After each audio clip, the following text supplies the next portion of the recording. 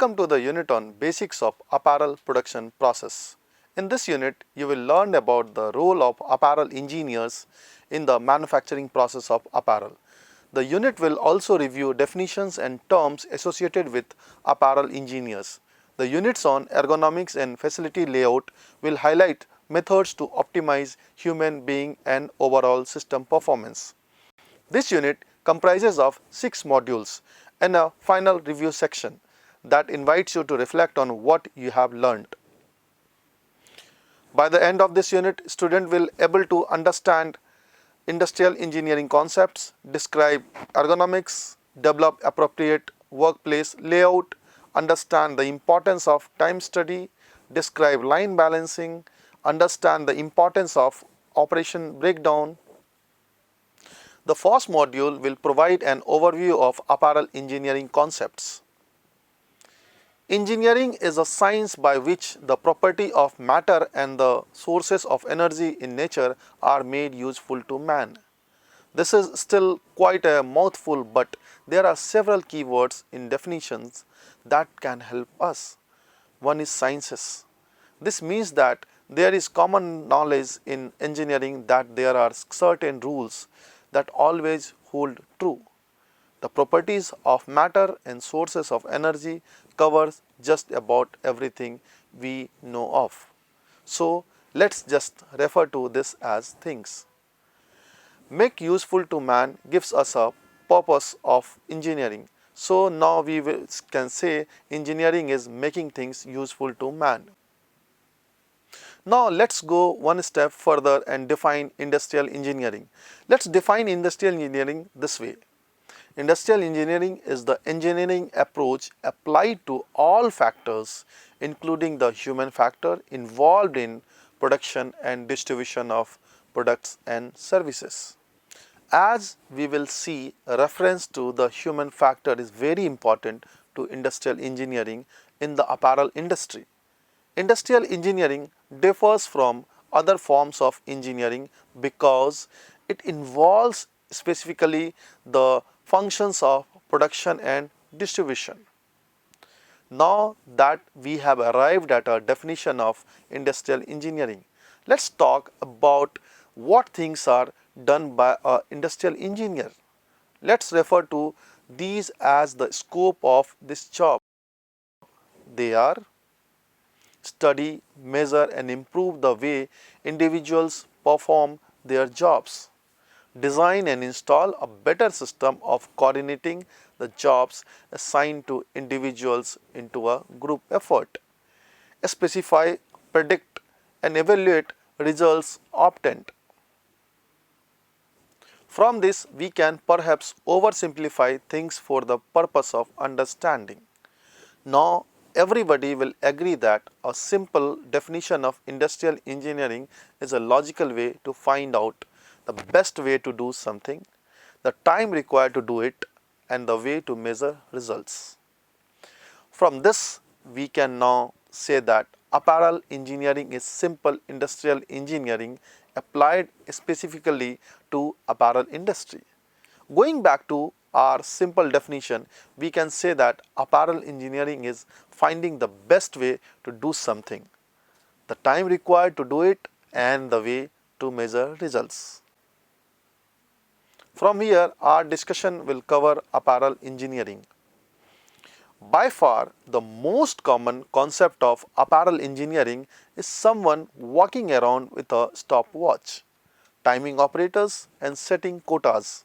While it is true that an apparel engineer does time people and set rates, this is only one part of his job. But let's stop here for a few minutes and talk about this phase of apparel engineering. When an engineer times an operator, he is performing the second part of our simple definition, the how long does it take part. Before he does this, however, he should study the job to find out the best way to do it, the first phase of our simple definition. These two steps of finding the best way to do a job and then timing to find out how long it takes are referred to as a motion study and time study. Engineers are taught to do motion study first, as many time study data on incorrect motion is not of much value. Many people assume that the only reason that an engineer does a motion and time study analysis is to set quota and piece rates. But suppose one operator were not going to be paid by a piece rate. Suppose everybody was to be paid a set amount per hour. Why is it useful to do a motion and time study? There are various reasons for time study. Quotas and piece rates. Knowing the quota and piece rates, the sales price can be determined. Costing. By knowing how long it takes to perform a job, the total time and cost of manufacturing a product as well as the sales price can be determined. Manpower planning. By knowing how many units one person can produce, it can be determined how many people are needed to produce a given volume. Machine requirements. The number of machines required can be determined by knowing the output from one machine. Production planning. Time study enables us to measure the production capacity of a plant. Decisions can be made as how much volume to load into a plant. These are only a few of common uses of motion and time study. As we can now see, the informations obtained is useful far beyond just setting quotas and piece rates. As we have already mentioned, motion and time study is the most common function associated with an apparel engineer, but what are some of his other duties? Let's review some of other things we might find an apparel engineer doing. Plant layout deals with identifying the location of machines and equipment to provide the best workflow. Production flow system helps in determining the best way to move work from one job to another, such as individual pieces and tied bundle on trucks. Determining what machines are the best for a given job and what attachments simplify the job. Deciding the best way to pay people for their work efforts. This includes straight time, piece work, split incentive, group incentive, and a straight time bonus. Responsibility for operators achieving expected performance level. Operator training, responsibility for all programs related to training new employee. Production control system, designing systems for measuring, controlling production flow through the plant.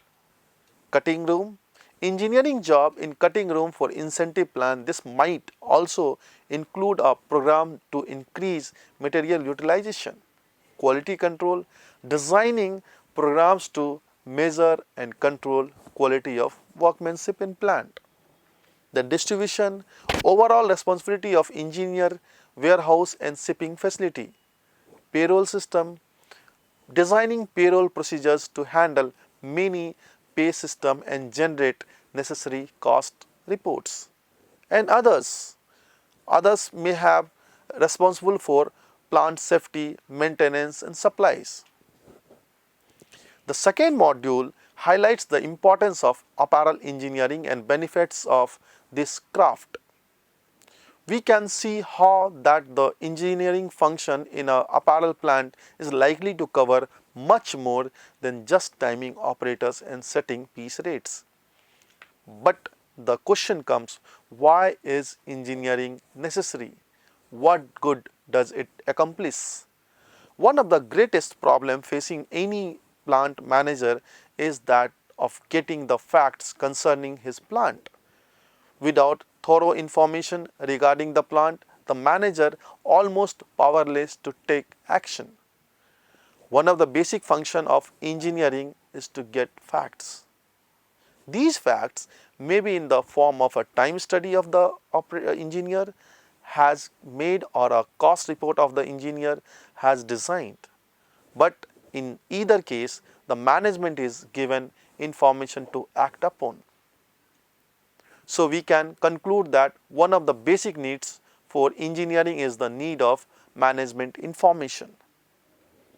The other needs of engineering are for standardization, product scheduling, fair payment to employees, and prevention of any chaos. As supervisors, we can appreciate the need of standard conditions in managing your department. Think of the confusion that would result if each operator on a job performed her work differently from anyone else. Or suppose each operator on a job used a different type machine. What if the payroll department changed its method of paying employees each week? Suppose quality specification changed every day. So what passed yesterday is rejected today. Effective supervision would be impossible without standardization of methods, equipment, and conditions. Engineering helps standardize. In order to run our department efficiently, you need a firm schedule of the production that will be available to you. You know that too much work in your department is just as much as problem as too little work. In either case, your department's ability to produce efficiently is hampered. Suppose there was no way of knowing how much more work your section could handle. Do you think that there would be much of the chance that someone could guess exactly right? As of how much work to load in, of course not. In order to schedule work accurately, someone needs to know how long it takes to go through each operation. Engineering data helps to make this decision. In order to pay employees fairly, we need to know the value of the work they produce. In other words, we need to know if 400 pieces that someone produces on job A is as valuable as 1000 pieces that another person produces on job B. If it is, then person A and person B should receive the same pay. Since part of the engineering function is to measure work, we can compare person A contribution to person B's contribution and pay them accordingly.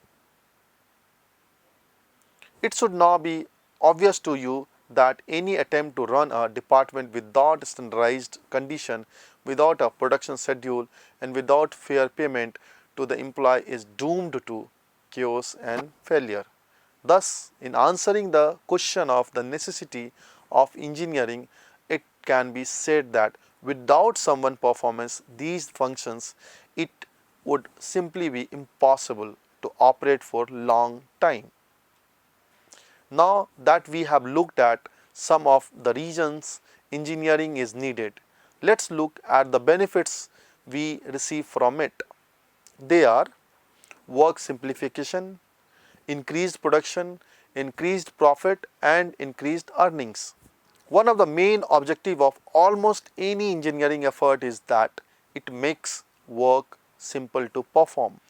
This holds true for operators, supervisors, and the top management. When an engineer analyzes any area of work, he does so with thought in mind. How can I make this easier to do? When he answers this question, he has simplified the job and made it better. Do not mislead into thinking, however, what work simplification means people will be doing less works. They may in fact do more work but within the same amount of time as before. Because work has been simplified, people's ability to produce is increased. The ability to produce more within the same amount of time is a company insurance for survival. This ability means that the company can now accept more work. It means that cost can be lowered by avoiding having to work overtime. It means that fixed costs can be spread out over more units of production. It means that profits improve. When a company's profits increase, everyone involved is in a better position. Owner, stakeholders prospers. Management supervisions are rewarded for their performance. More money is for the operators. A company is able to expand, which creates more jobs, and finally more jobs improves the economy of the area in which company is located. Most engineering projects not only increase company profits but also result in higher earnings for employees. Most companies are willing and in fact eager to share with its employees the financial gains that are available with engineering. These modules provides an overview of apparel engineering tools and techniques. Industrial engineering, which is often substituted by the term work study, has two fundamental parts. First is method study and second one is work measurement. In this unit, we will cover method study first and then work measurement, the how to and then the how long. Probably the two most common tools used by an apparel engineering are stopwatch and a calculator. There are a number of fairly common techniques used by apparel engineering that we would like to cover briefly.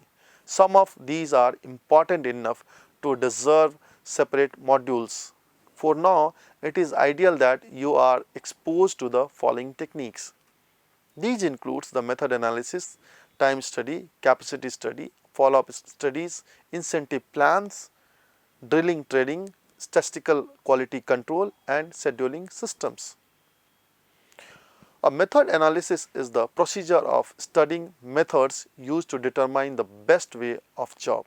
An apparel engineer studies not only the way in which the operator handles the work, but also the machines used and the layout of the workstation and the work aids that are used. One of the most important traits of an effective apparel supervisor is the ability to recognize good or bad methods among operators and to correct when necessary.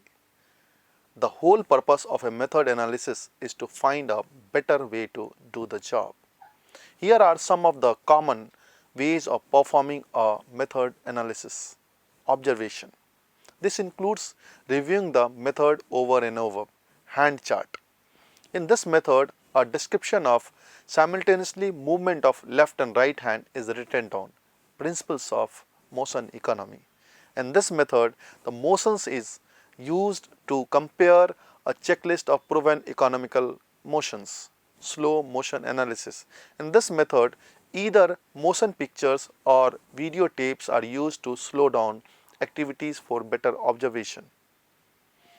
This is the 7-step procedure to conduct a method study. In the first step, the work to be studied and selected, the objective are then defined, relevant information is recorded and then examined. Now an improved method is developed and installed. Finally, the improved method is maintained. All methods improvements have a cost, but some cost far more than others. The highest productivity is achieved when we reduce the number of motions, reduce the distance to move, reduce precision, reduce eye shifts and simplify graphs.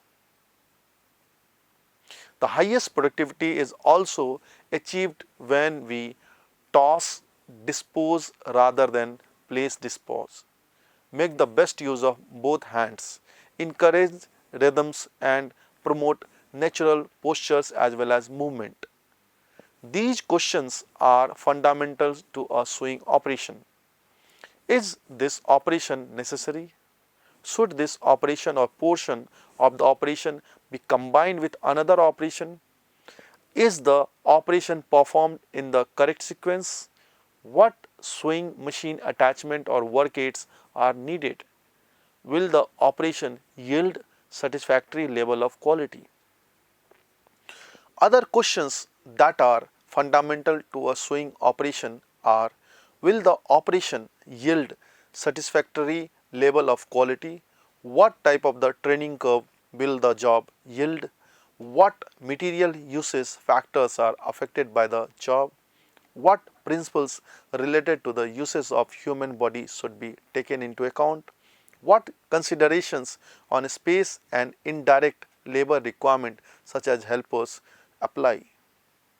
This list can be used to check items used during a sewing operation.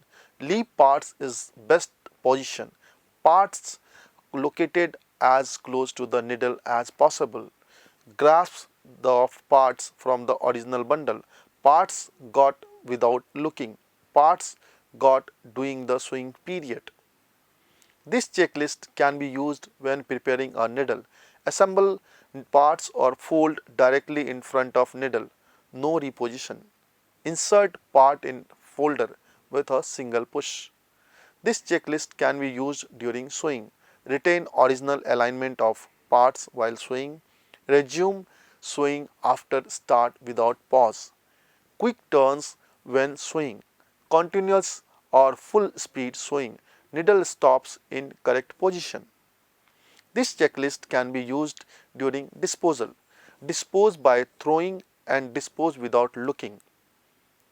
This list can be checked to study the motions used during a particular operation.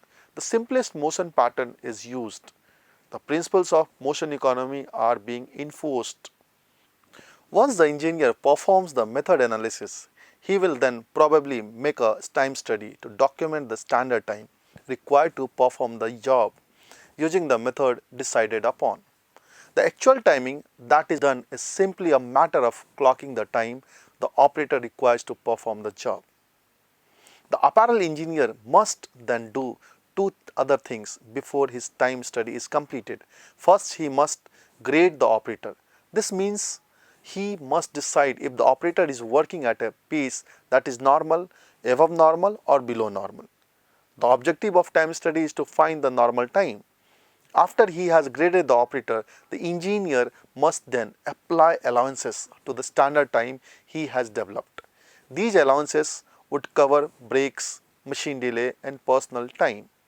Once this is done, a standard can be developed to produce the number of units expected to in a normal working day. A capacity study is similar to a time study in that operator is timed, but the purpose is not to develop a time standard, but rather find out the operator's potential performance level. When we make a capacity study on an operator, we are measuring the performance he or she should attain. If he or she continues to work at the same pace and use the same method as observed during the study. This means that at the end of the study, we can say that operator has the capacity to be 120% performer or whatever performance level the study indicates. Here are some ways by which supervisors find it useful to measure the production capabilities of their operators. Check quota, motivate operators and measure section production capacity. It is really fair common occurrence for a operator to complain to her supervisor, I cannot make the quota on this job. It is too high. When a new quota is set, the supervisor may have a group of operators making this complaint. There is quite a difference between what an operator says and what he or she can do and what he or she can actually do. This is especially true when new quotas are involved. A capacity check can measure what performance the operator is capable of achieving, and this can be compared to the quota to test its fairness. The supervisor can then answer the operator's complaint based on facts. One of the main duties of a supervisor is to motivate her or his operators to perform at the highest level possible. In many cases, however, operators perform at less than their capabilities simply because they do not realize what their full capabilities or capacity are, or do not realize what it would mean to them to perform at this level. It is not at all unusual in making capacity study to discover habitual 90 or 95% operator making capacity of 110 or 115. The word habitual may be part of the answer. Some operators get into habit of being 90% performers. Once it becomes a habit, the operator tends to think that 90% is all she can do. Generally speaking, people can do what they think they can do, but usually what they think they can do is less what is actually achievable. The capacity study is a 10 cycle study to estimate an operator's production ability. If the actual production and capacity are different, then follow-up studies should be made. During the capacity study, the operator's average time per cycle to showing her operation is determined. We then assume the operator works at this pace all day and takes the full amount of lost time, that is machine delay, personal and fatigue time, provided for in a target. The time left after lost time has been deducted is called the available swing minutes. Operators benefit from capacity study only if we spot wastage motions and make suggestions and corrections. The result of every capacity study should be reviewed with the operator. By measuring individual operator capacities, supervisors can determine the overall capacity of their section. The section is simply the sum of individuals. This is useful to a supervisor in setting production and performance goals for her section or his section. It can give the supervisor and her or his operators common goals to work towards. These things are going to occur regardless of operator's ability. Therefore, they are not considered to be a measure of how he or she is able to perform his or her job. When this type of delay does occur, it will cause the operator to take longer on that particular cycle than he or she normally does. In making a capacity study, we would circle such a cycle when it occurs and not use it to calculate our average cycle. A follow-up study is a means of measuring exactly what is happening performance-wise or an individual operator or a group of operator. In making the follow-up study, the engineer records operator performance and also measure any delay that hampers performance. The development of a fair incentive plan for operators is a basically function of an apparel engineer. Many companies place their operator training programs under the engineering function, especially when some form of drill training is used. Drill training is a system in which jobs to be taught are analyzed and broken down into job parts. The operator learns the job one part at a time, and this enables his or her to perform faster. If he or she tries to learn the whole job at once. Statistical quality control is a means of sample inspection that is designed to measure and control quality without having to inspect each and every unit produced. Engineers are becoming increasingly involved with the development of systematic approach to production scheduling and work process control. At this point, we should have a better understanding of engineering than you did. Some of things covered are just as valuable to you as executive as they are to engineers. Our purpose is not to make you into engineers, but to provide you with some additional tools that will help you effectively supervise. This module reviews important definitions and terms associated with apparel manufacturing. There are steps that are used for the time study procedures. Observe the job, analyze to determine the elements, Define the breakpoints, record the elements. Rate each element and compare it with the accepted standard. Try to rate each cycle. Use a stopwatch to time each element. Select the elements to enable you to do this. This gives the raw element time. Calculate the average of the selected element time. This gives the average element time. Multiply the average element time by the rating.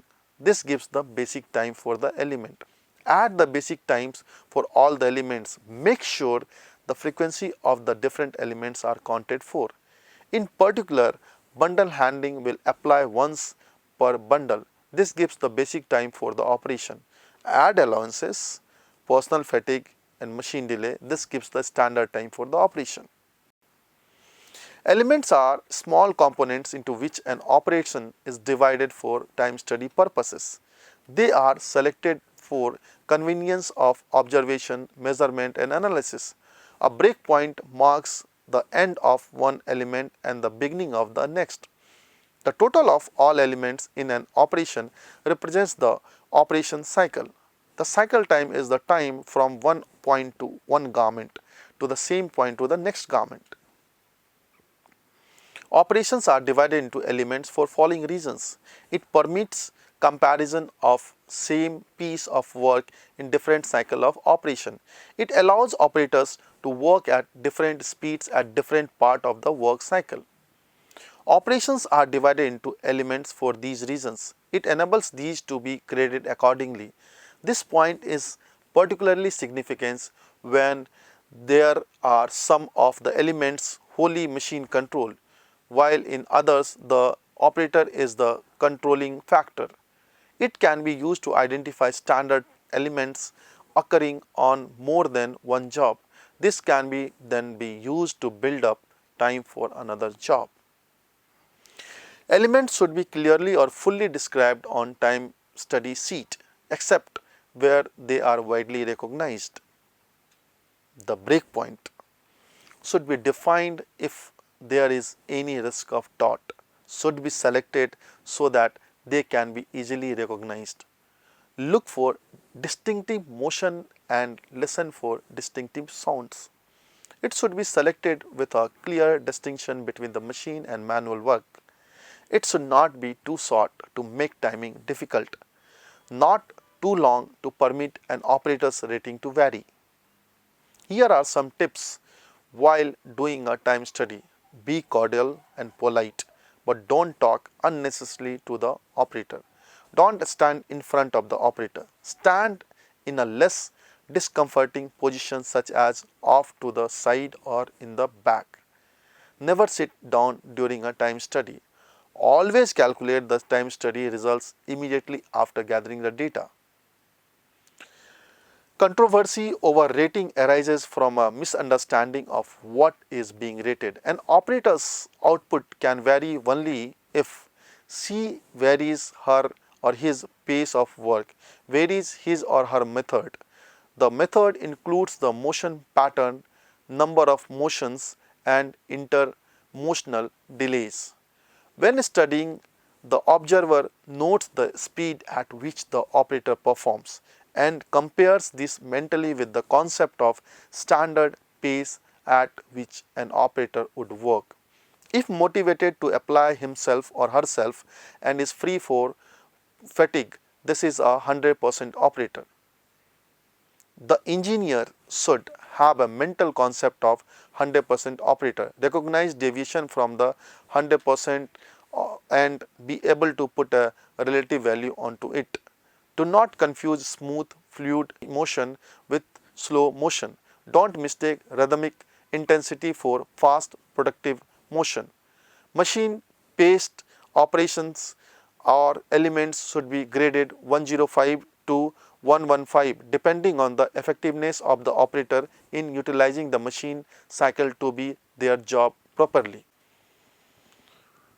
Before starting a study, the engineer must ensure that he understands the correct motion for the operation and then checks that the operator is using them. The study should not be taken if the motion pattern is incorrect. unless the engineer is prepared to compensate for the incorrect motion in his elemental rating, or else assures himself or herself that the discrepancies is insignificant. Have the quality supervisor or inline sampler checks the bundle. This ensures that the time standard is not established on an unsatisfactory quality standard. Balancing is an important subject that relates to every decision taken on production floor. What is a balanced production system? It is a system where you meet the production expectation and find the same amount of work in process in every operation at any point in the day. To be able to achieve this extremely difficult, but if you choose to have balanced inventory at the end of every day, that will prove to be a reasonable difficult challenge. How do you keep all operations producing at the same rate? Well, this is very difficult since operators' skill vary. We can balance using utility operators that fill holes in production. We can also try to keep operators at the expected level of production or higher if possible.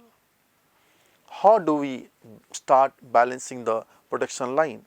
Well, we can start by determining how many operators for each operation are needed for a determined level of production. After this, we need to determine how much work in progress we need to anticipate production problem. We recommend a 1 hour inventory level for each operation. A good range would be from 30 minutes to 120 minutes inventory level. Any variation outside this range should be avoided.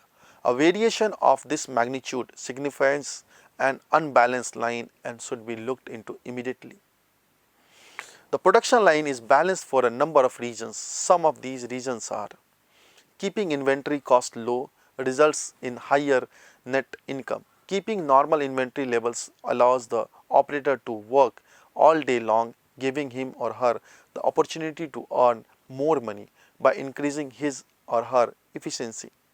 Keeping the line balanced lets the supervisors improve other areas because they can use their time better. A production line is also balanced because balanced production keeps prices low, which turns into repeat sales. Balanced production keeps better production planning. It is very important that all supervisors put balancing the line in their daily plan every day. There are 3 rules for balancing. Have at least half an hour of work in progress for each operation. Solve problems before they become very larger. Meet production goals by keeping every operator working at their maximum capacity. There are a number of tools that can be used for balancing. These are applied according to the plant's needs. The most basic one are production sheets, the daily production report, the inventory label by operation, and the production boards. Items to take into account when making balancing decisions are: you should meet production goals by using regular operators, utility operators, and temporary transfers. Workflow must be constant through all operations. Avoid overtime, determine human resource needs, balance the human resources, know how much work is needed for each operation, check absences daily, assign utility operators based on absences. Update daily production report every 2 hours.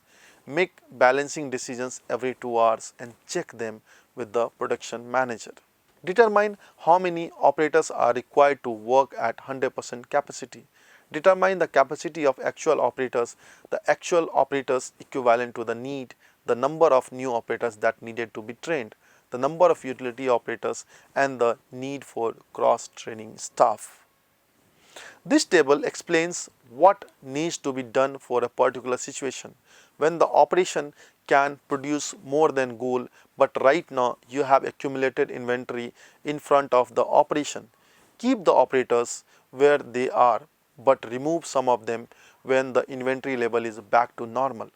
If there is only one operator, have him reduce the inventory to a normal level and meet his and her quota, then put him to work on another operation. When the operation can regularly produce more than the goal and the inventory is at a normal level now, remove resources and place them in other operations. This table explains what needs to be done at particular situation. When the operation can regularly produce more than the goal and the inventory is currently below its normal level, move some resources from current operation to a previous one. When the operation has to required capacity but inventory is high at this point, make sure that the operators are working at full capacity and transfer some resources at this operation temporarily.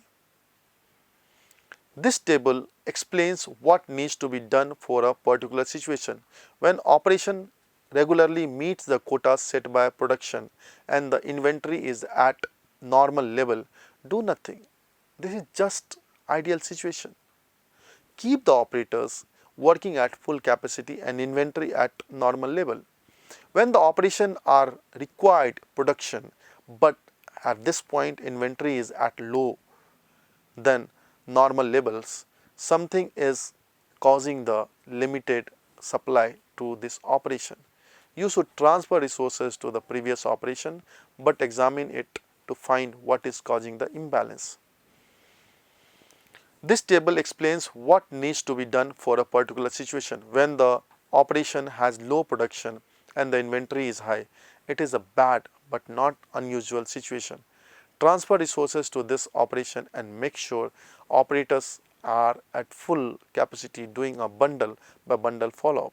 When the operation has low production but the inventory is at normal level, transfer resources to this operation. Make sure that operators are at full capacity doing a bundle by bundle follow-up. When the operations has low production but the WIP is lower than the normal, something is causing the limited supply of this operation. Investigate the previous operation but transfer resources to this one so that the next operation is not affected. This is balancing matrix. The DPR is a tool that lets the supervisor have an accurate perspective of the situation throughout the day. It helps in making well-informed balancing decisions based on production goals. It enables the supervisor to see if the section is ahead or behind set goals throughout the day. The DPR is a production summary that includes the following informations: general data, that is date, section, operations in section, operator names, production data, production goals and efficiencies. An operation is one of the processes that must be completed in converting materials into finished garment. An operation breakdown is a sequential list of all the operations involved in assembling a garment, component or style. It is used to cost the garments and to establish the workflow for each style. The dependent operation is an operation that cannot be performed without completion of the preceding operation. An independent operation is reverse of a dependent operation. A flow diagram can be man type, material type, equipment and machine types. It is a graphical or symbolic representation of process. Each step in the process is represented by a different symbol or process.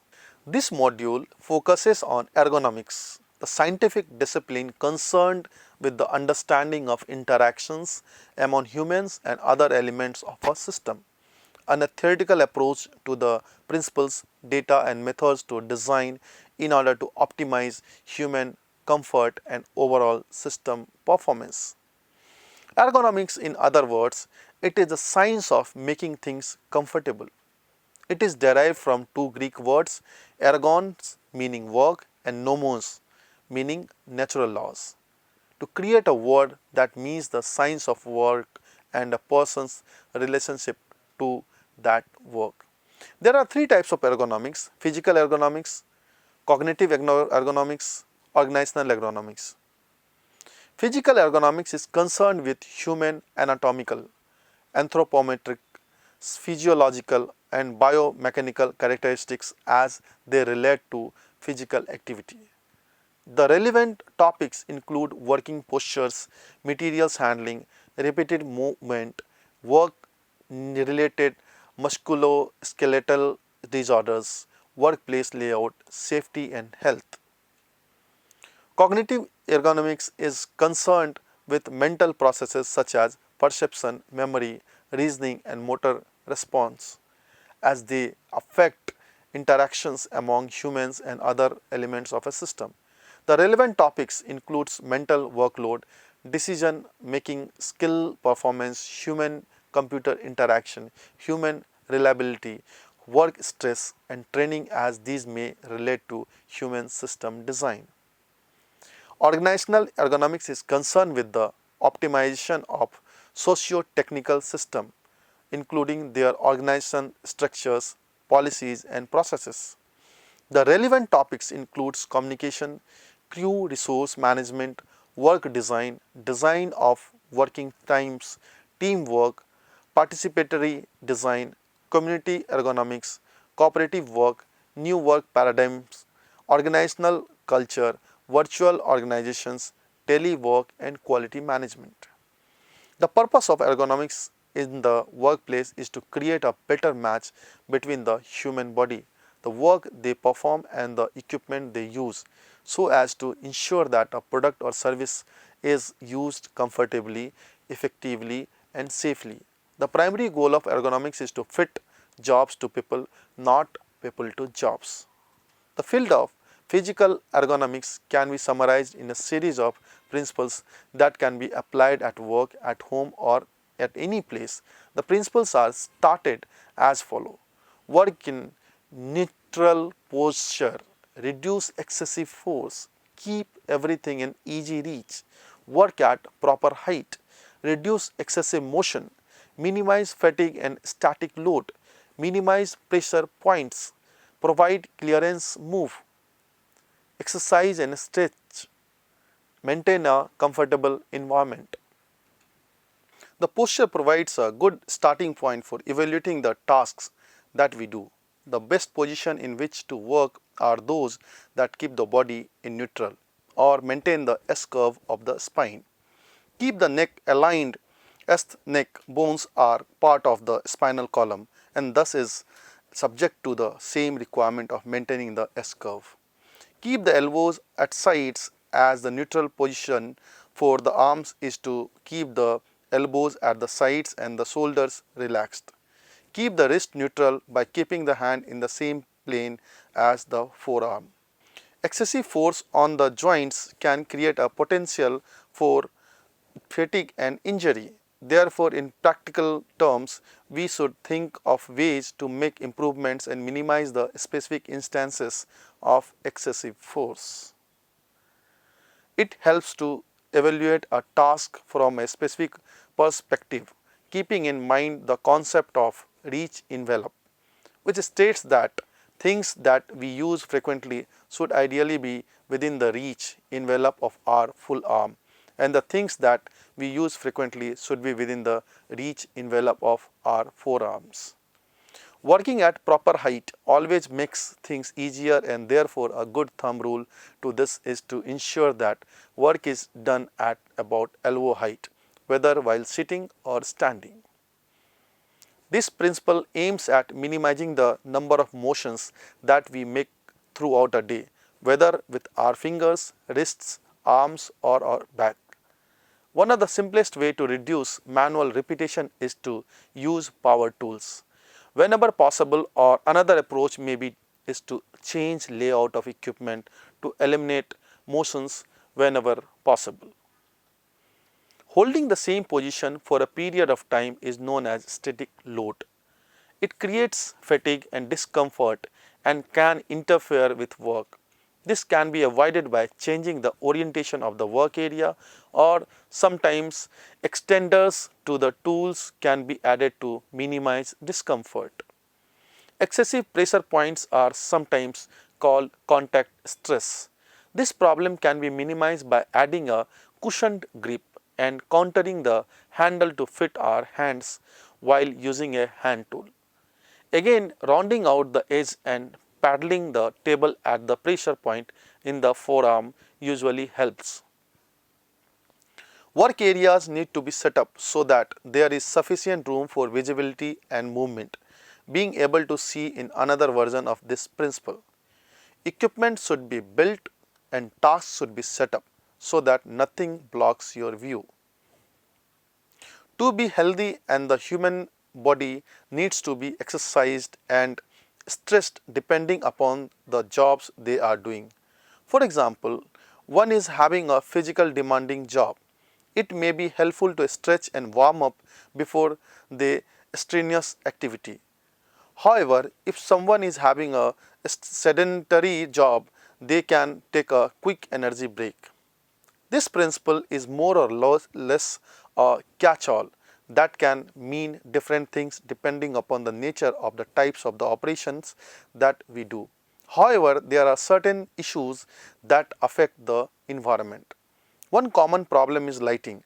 In the computerized office, lighting has become a big issue because the highly polished computer screen reflects every stray bit of light around.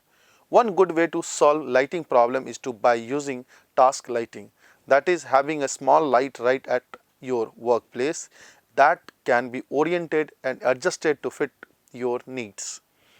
Vibration is another common problem that can benefit from evolution. As an example, vibrating tools can be dampened. The final module highlights the importance of facility layout and design as an important component of a business overall operation, both in terms of maximizing the effectiveness of the production process and meeting the needs of the employees. The basic objective of layout is to ensure a smooth flow of work, material and information through a system. The basic meaning of facility is to space in which a business activities take place. The layout and design of that space greatly impacts how the work is done, the flow of work, materials and information through the system. The key of a good facility layout and design is the integration of needs of people, personnel and customers, materials, that is raw finishes and in process, and machinery in such a way that they create a single well functioning system. Small business owners need to consider many operational factors when building a renovating a facility for maximum layout effectiveness. These criteria include the following: ease of future expansion or change, flow of movement, material handling, output needs, space utilization, shipping and receiving, ease of communication and support, impact on employee morale and job satisfaction, promotional values and safety. Facility layout must be considered very carefully because we don't want to constantly redesign the facility. Summarized Weiss and Gerson. Some of the goals in designing the facility are to ensure a minimum amount of materials handling, to avoid bottlenecks, to minimize machine interference, to ensure high employee morale and safety, to ensure flexibility. Essentially, there are two distinct types of layout: product layout and process layout. Product layout is synonymous with assembly line and is oriented towards the product that are being made. Process layout is oriented around the processes that are used to make the product. Generally, product layout is applicable for high volume repetitive operations, while process layout is applicable for low volume custom made goods. Offices and manufacturing facilities are typical design in different ways, a reflection of the disparate products that the two entities make. A factory produces things, wrote Stephen Cones in Facility Design. These things are moved with conveyors and lift trucks. Factory utilities including gas, water, compressed air, water disposal and large amount of power, as well as telephones and computer networks. A layout criteria is minimization of transportation cost. However, Cones pointed out that the mandate of business offices is to produce information, whether disseminated in physical, that is reports, memos or other documents, electronic, that is computer files, or oral, that is telephone face-to-face encounters form. Cons wrote that office layout criteria, although hard to quantify, are minimize communication cost and maximize employee productivity. Layout requirements can also differ dramatically by industry. The needs of service-oriented businesses, for instance, are often predicted on whether customers receive their service at physical location of the business, such as at a bank or a pet grooming shopper, whether the business goes to the customer's home or place of business to provide the service. That is as with exterminators, home repair businesses, plumbing services, etc. In the latter instances, these businesses will probably have facility layout that emphasizes store space for equipment, chemicals and paperwork rather than spacious customer waiting area. Manufacturers may also have significantly different facility layouts depending on the unique needs that they have.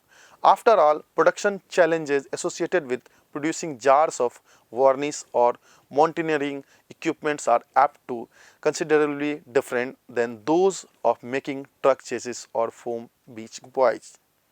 Retail outlets comprise yet another business sector that has unique facility layout needs. Such establishments typically emphasize sales floor space, inventory logistics, foot traffic issues, and overall store attractiveness when studying facility layout issues. Cohn also observed that differences in factory and office layout can often be traced to user expectations. Historically, office workers have been much more concerned with status and aesthetics than factory workers, he noted. A key consideration in many office layouts is who will get the best window location. To show this status, executives accept in addition to preferred location to have larger amount of space. Generally, a person holding a higher rank expects more privacy or more plus physical surroundings. In addition, Cohn also stated offices are designed to be tasteful and to reflect the organization's approach to business dealings. Conversely, in factory setting, aesthetic elements take a backseat to utility. Given this emphasis, it is not surprising that a general rule office workers will enjoy advantages over their material production co-workers in such areas as ventilation, lighting, acoustics and climate control. Facilities should be designed so that they can be easily expanded or adjusted to meet changing production needs. Although redesigning a facility is a major expensive undertaking not to be done lightly, there is always the possibility that redesign will be necessary, said Wes and Gerson in his book Production and Operation Management. Therefore, any design should be flexible. Flexible manufacturing systems most often are highly automated facilities having intermediate volume production of a variety of products. Their goal is to minimize changeover or setup times for producing the different products while still achieving close to assembly line, that is single product or production rates. The facility design should reflect recognition of the importance of smooth process flow. In the case of factory facility, the editors of How to Run a Small Business state that ideally the plan will show the raw material entering the plant at one end and the finished product emerging at the another.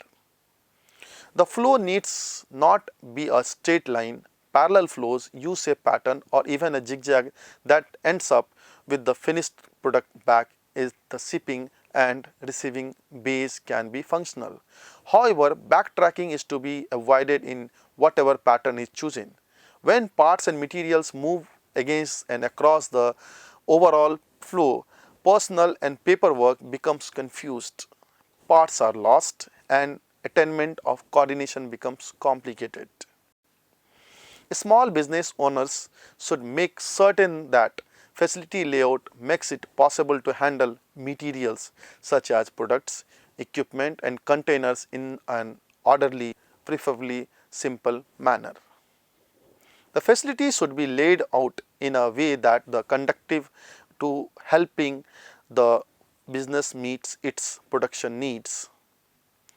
This aspect of facility design includes everything from making sure that traffic lanes are wide enough to make certain that inventory storage warehouses or rooms utilize as much vertical space as possible. The J.K. Lazar Institute counseled small business owners to leave ample room for this aspect of operation. While space does not tend to fill itself up, receiving and shipping rarely get enough space for the work to be done effectively. It said in How to Run a Small Business. Facilities should be laid out so that communication within various areas of the business and the interaction with vendors and customers can be done in an easy and effective manner. Similarly, support areas should be stationed in area that help them to serve operating area. Since countless studies have indicated that employee morale has a major impact on productivity, Weiss and Gerson counsel owners and managers to heed this fact when pondering facility design alternatives. Some ways layout design can increase morale are obvious, such as providing for light colored walls, windows in a space. Other ways are less obvious and not directly related to the production process. Some examples are including a cafeteria or even a gymnasium in facility design, again though they are cost to be traded off. That is, does the increase in morale due to a cafeteria increase productivity to the extent that the increased productivity covers the cost of building and staffing the cafeteria? If the business commonly receives visitor in the form of customers, vendors and investors, the small business owner may want to make sure that facility layout is an attractive one that further burnishes the company's reputation. Design factor that can influence the degree of attractiveness of a facility include not only the design of the product area itself, but the impact that it has on, for instance, the ease of fulfilling maintenance or cleaning tasks. The facility layout should enable the business to effectively operate in accordance with occupational safety and health administration guideline and other legal restrictions. You are reached the end of this unit. To summarize, in this unit, you have reviewed various industrial engineering concepts. You have also learned about time study, line balancing, operation breakdown, independent and dependent processes, as well as importance of ergonomics at the workplace and techniques to design a suitable workplace layout. Thank you very much.